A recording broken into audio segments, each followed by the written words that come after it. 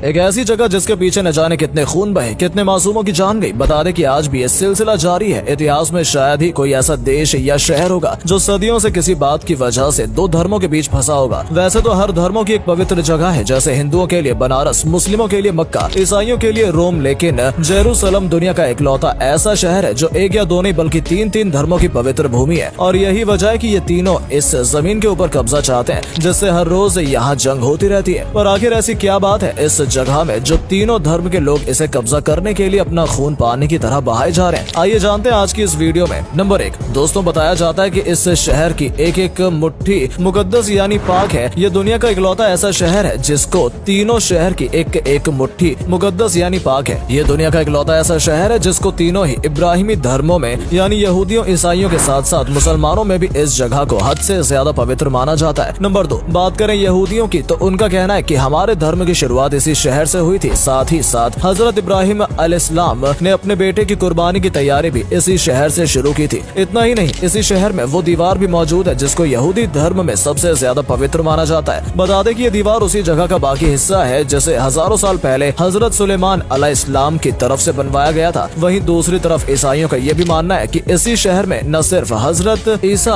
अलैहिस्सलाम की पैदाइश की जगह मौजूद है, बल्कि यही वो शहर है जहाँ हजरत ईसा अलैहिस्सलाम को सूली पर चढ़ाया गया था। नंबर 3, बात करें अगर मुसलमानों की तो इस शहर में अल अक्सा नाम की वो मस्जिद मौजूद है जिसे इस्लाम धर्म में तीसरी सबसे पाक जगह मानी जाती है। मक्का मदीना के बाद अगर मुसलमान सबसे ज्यादा अहमियत किसी जगह को देते हैं तो वो यही जगह है। इसके अलावा ये शहर मुसलमानों के लिए किबले ओवल भी है, क्योंकि काबे के पहले मुसलमान इसी शहर की तरफ से मुंह करके नमाज अदा किया करते थे। मुसलमानों के मुताबिक उनके आखिरी पैगम्बर यानी हजरत मोहम्मद सल्लल्लाहु ताला अलैहि वसल्लम ने मिराज का सफर किया था, तो यही वो शहर था जहाँ की मस्जिद अल अक्सा के अंदर पैगम्बर हजरत मोहम्मद सल्लल्लाहु ताला अलैहि वसल्लम ने सभी नबियों की इमामत की थी। इसके अलावा हजरत सुलेमान अलैहिस्सलाम और हजरत दाऊद अलैहिस्सलाम जैसे बहुत सारे बड़े बड़े नबियों और बुजुर्गों की कब्रें भी यहाँ पर मौजूद हैं, जो इस शहर की अहमियत को और भी ज्यादा बढ़ाती हैं। शायद यही वजह थी कि इतिहास में इस शहर को हासिल करने के लिए मुसलमान और ईसाइयों के बीच एक के बाद एक जंगें होती रहती थी, और आज के दौर में भी इस शहर को हासिल करने के लिए ये जंगें जारी हैं। नंबर 4, अब बात करें अगर इस शहर के इतिहास के बारे में या आज के दौर में इस शहर को इस हालात में कैसे पहुंचाया। एक्सपर्ट्स की माने तो ये बात बिल्कुल क्लियर हो चुकी है कि आज से लगभग 7000 साल पहले भी इस शहर के अंदर इंसानी आबाद हुआ करती थी, और जो इस शहर को इस दुनिया के सबसे पुराने शहरों में से एक शहर बनाती है। इतिहास के मुताबिक इस शहर को सबसे पहले दाऊद अलैहिस्सलाम की तरफ से फतह किया था। ये वही दाऊद अलैहिस्सलाम है जिन्हें ईसाई धर्मों में डेविड के नाम से जाना जाता है। दाऊद अलैहिस्सलाम ने इस शहर को फतह करने के बाद इसको अपने सल्तनत की राजधानी बनाया था। दाऊद अलैहिस्सलाम ने इस जगह पर लगभग 33 सालों तक राज किया था। उसके बाद उनकी यह हुकूमत उनके बेटे हजरत सुलेमान अलैहिस्सलाम के पास चली गई थी। सुलेमान अलैहिस्सलाम ने ही उस बिल्डिंग को भी बनवाया था जिसके अंदर ताबूते सकीना को रखा गया था। बता दें कि ताबूते सकीना एक ऐसा संदूक हुआ करता था जिसे उस समय में हद से भी ज्यादा कीमती माना जाता था। बताया जाता है कि इस संदूक के अंदर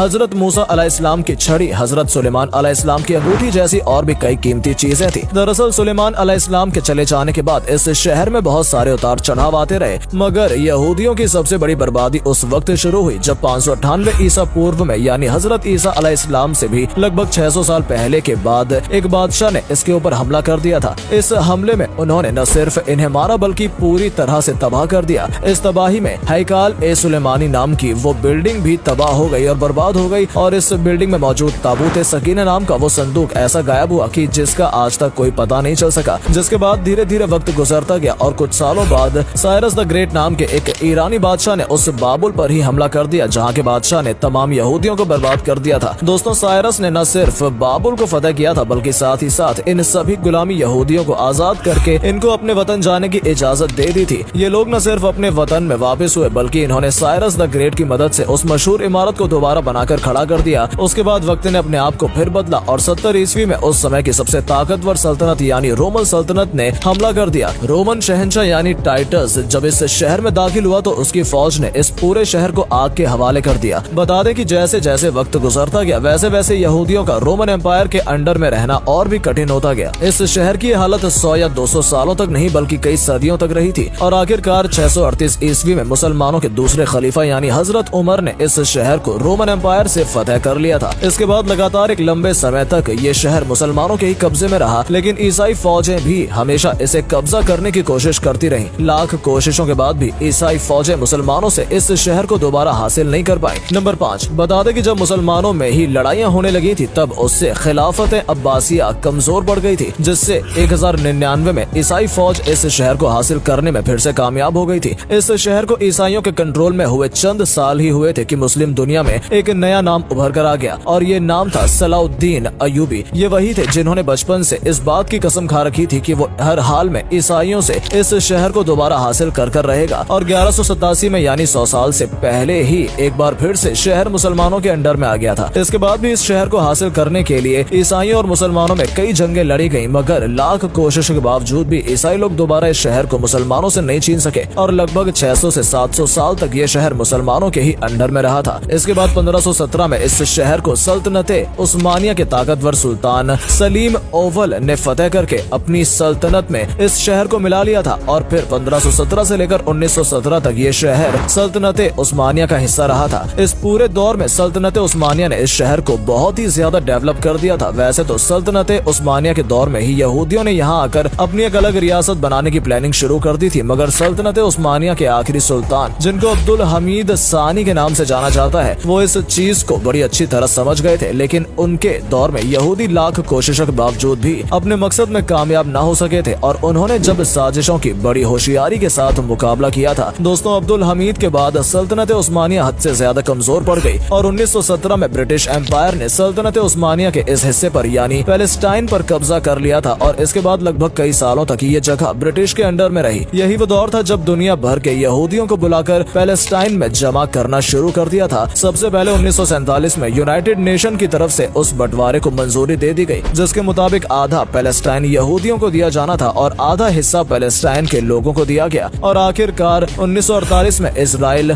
देश का ऐलान भी कर दिया गया, बल्कि जेरूसलम शहर को भी 2 टुकड़ों में बांट दिया गया। जब अरब देशों को पता चला कि उनको देखा देखी पैलेस्टीन को 2 हिस्सों में बांट दिया गया तो उन्होंने फैसले को रोकने की काफी कोशिश की और इजराइल के खिलाफ जंग का ऐलान कर दिया, मगर यूरोपियन मदद होने की वजह से अरब देश इस जंग को जीत नहीं पाए और फिर इजराइल ने 1968 में बाकी बचे हुए जेरूसलम शहर पे भी अपना कब्जा कर लिया। आज ही लगभग सभी देश जेरूसलम पर कब्जे को गलत मानते हैं, मगर उसके बावजूद भी इजराइल देश ने न सिर्फ जेरूसलम शहर को अपने कंट्रोल में ले रखा है, बल्कि पैलेस्टीन के ज्यादातर हिस्सों पर कब्जा कर रखा है।